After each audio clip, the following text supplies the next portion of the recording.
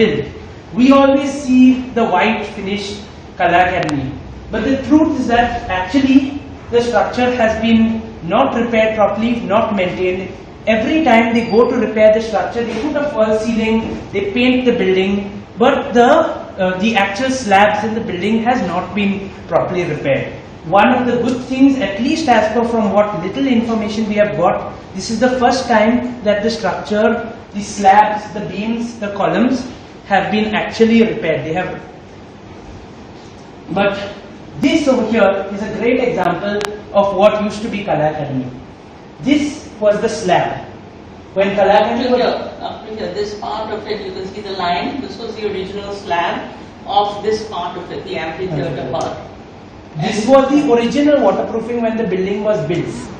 In 1996, there was a visit of the Prime Minister. It was done in a rush. They just put another waterproofing without removing the old waterproofing.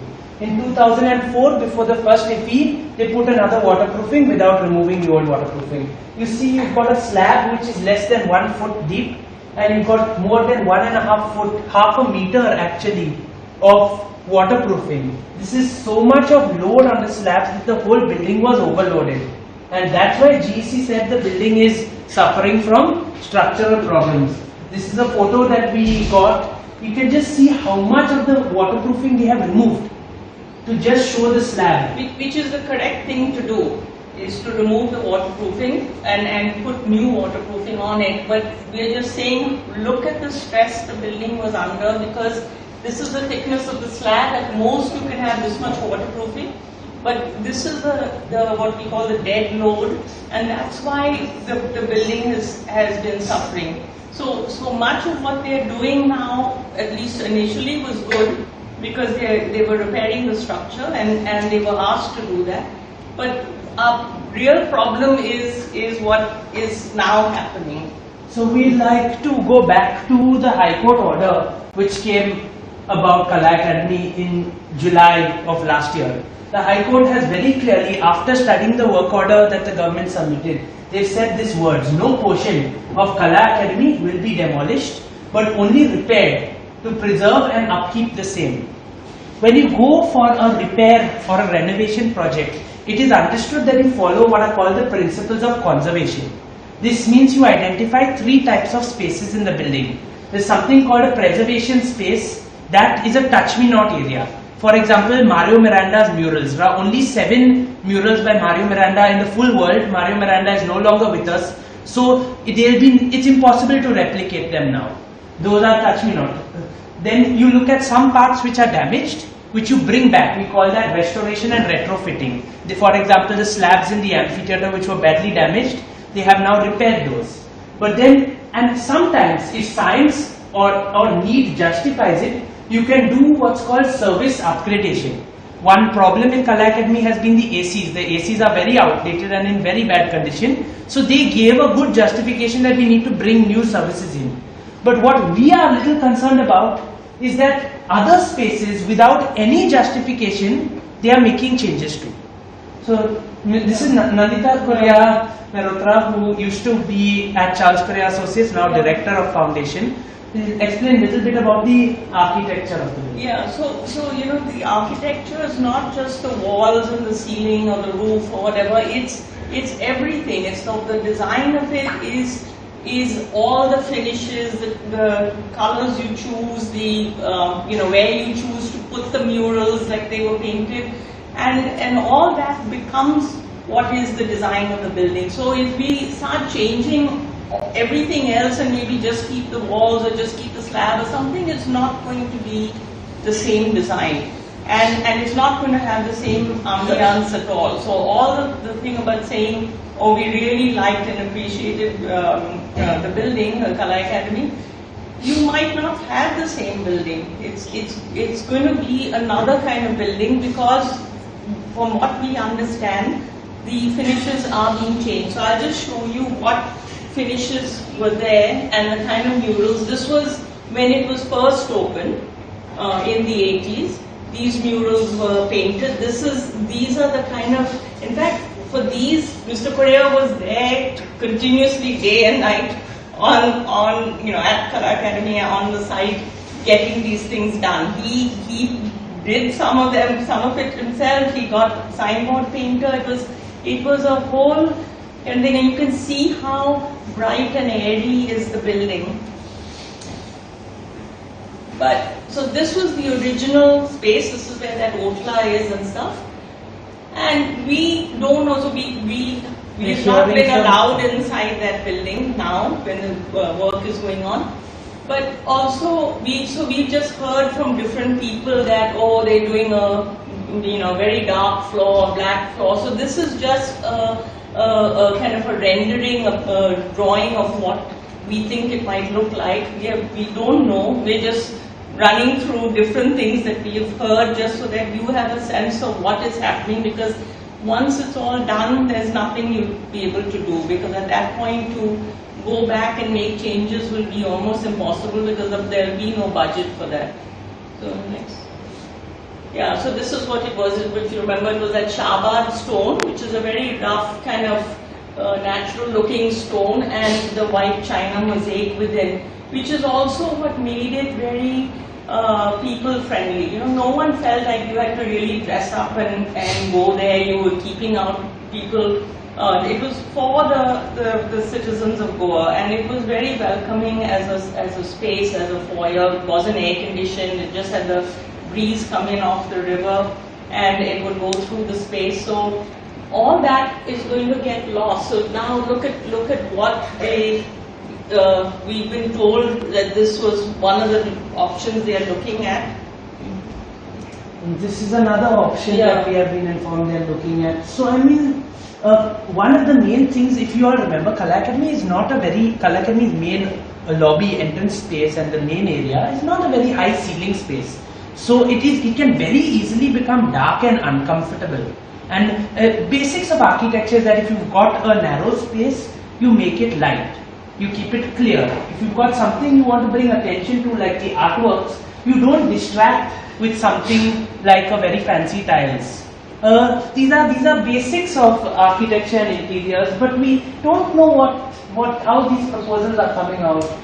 And we don't know, the murals are going to stay. They have not properly documented what was there. So what are they going to? They've had to, they've not removed anything because these murals were painted directly on the plaster, but they most probably had to remove a lot of the plaster to do the repairs.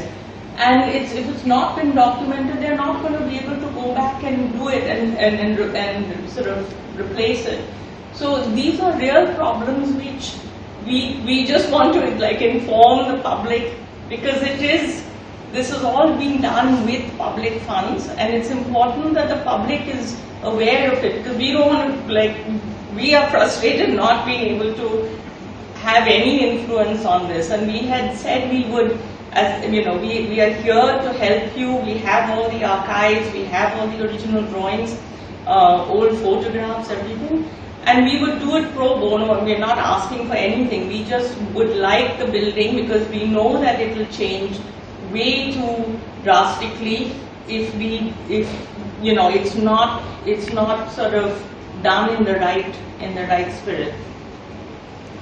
And the main reason why even these proposals are still proposals is because nobody's been allowed inside. Nobody knows what actually is the final decision for the Kala Academy. But already in the past, artworks have been changed. Charles Correa had this idea to use colors which are very earthy, representing Goa's family Mati. And then for Ifi, they repainted it in a khadi and they used these cartoonish colors. And you can see how the ideas of the illusion, look at the staircase on the left, how it really looks like it's one. And then very soft, and then that's like such a hard edge thing. So that was done in 2004. So already it had started to make pretty big changes. But now of course it most probably going in a completely different trajectory. We don't know that. So coming to the auditorium, I mean, this auditorium is the only auditorium in India designed by Bolt, Baranek and Newman. Till today in Acoustics College they are teaching Baranek's books. There was this concept that you had a transparent ceiling with a reflective curtain, and these balconies were supposed to help create a more holistic sound for live performances. Because there would be Sunday holes in the side, Charles Correa got Mario Miranda to put in the artwork to make the balconies look a little bit more alive.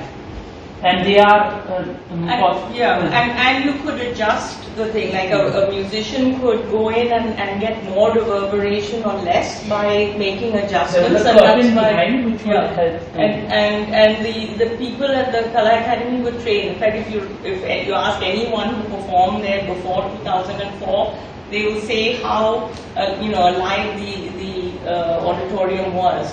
So in 2004. This is Mr. Correa's sketch actually of what was being done. In 2004 for IFI, they replaced the ceiling acoustics with some flat panels, saying that it is a new material which will serve better. Now, from what we've heard from the acoustic consultant, this is not the proper material that they have used in the top ceiling.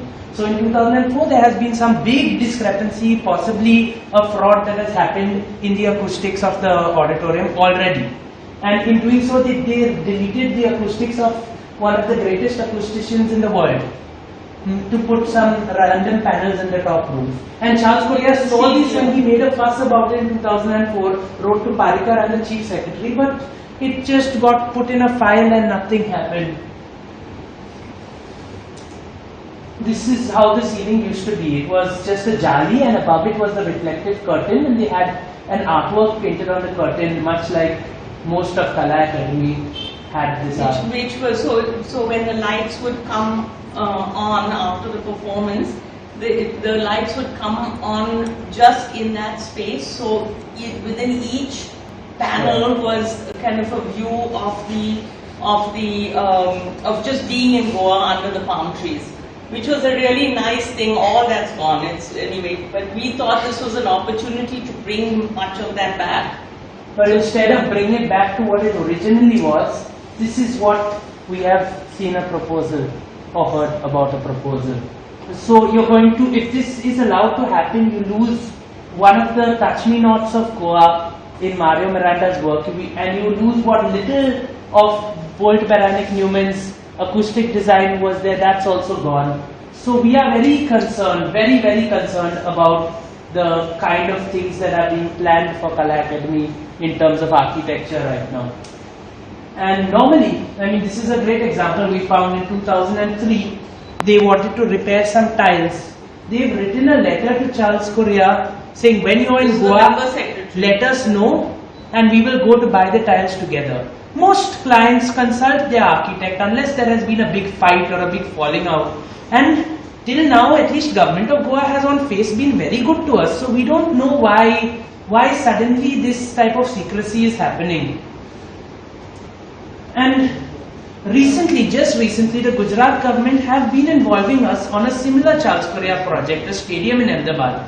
They have appointed their own, there's a different architect and an engineer, but we are also brought on as a consultant to make sure that the works that are being proposed by the architect and the engineer are in tune with what the original design is. So we provided all of the original documents, and it helped the architect and the engineer to do this Ahmedabad stadium. So why don't we learn from what other states are doing? Why in Goa do we want to do everything in such a secretive manner without consulting anybody, without showing anything?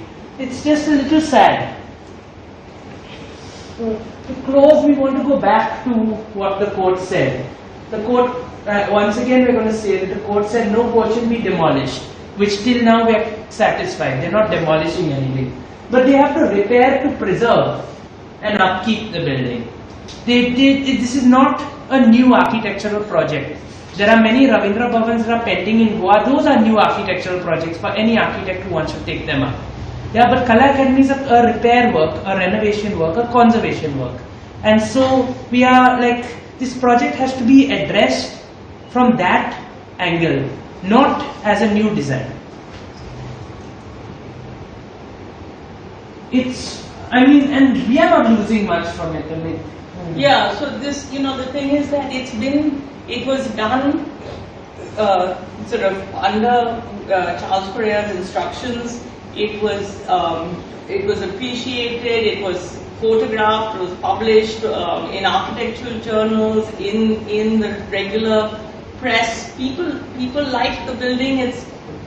I mean, I just want to say that we will not suffer if, or Mr. Correa's reputation won't suffer if the building is changed completely. You know, it's not like people are going to say, oh my gosh, did he do this? There's documentation of how it was.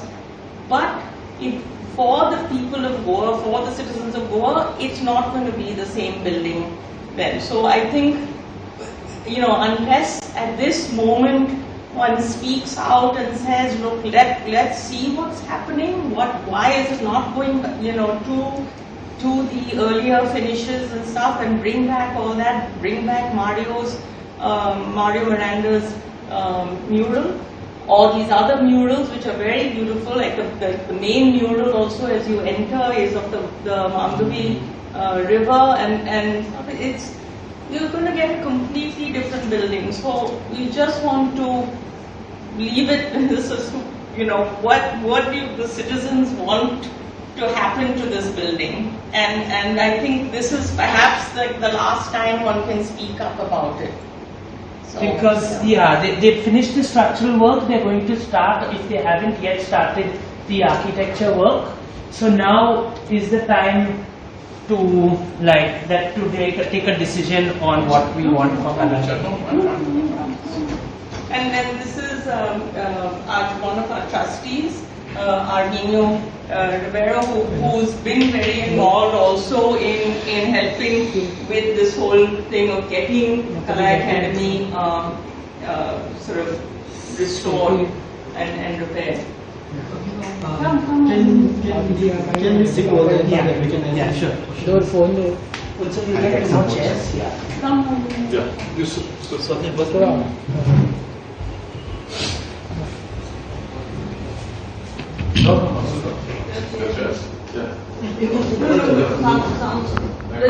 Everyone just be comfortable. We have many more chairs if you want.